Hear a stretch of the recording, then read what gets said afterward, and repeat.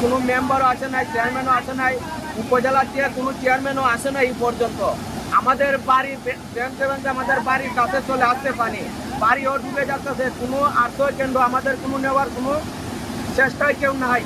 আমরা এখন বড় বিপজ্জনক অবস্থায় আছি, ছেলে মেয়ে নিয়ে, বউ বাচ্চা নিয়ে, কোনো যাওয়ার কোনো জায়গা নাই। 50 বছরের রেকর্ডে এরকম কোনো সময় হয় নাই। আর এই খোয়াই নদীর ভাঙ্গা দেখে মনে হইতেছে প্রতি মিনিটে মিনিটে 71 জায়গা ভাঙতেছে।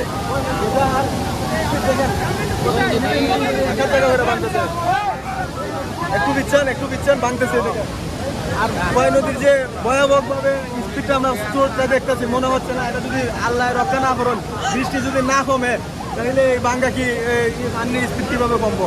এটা ছোট্ট একটা ইঁদুরের গাতা যে পানি যাচ্ছিল, তখন আমাদের গ্রামবাসী সবাই এগিয়ে, কোনো মেম্বারও আসে নাই, চেয়ারম্যানও আসে নাই, উপজেলার থেকে কোনো চেয়ারম্যানও আসে নাই এই পর্যন্ত। আমাদের বাড়ি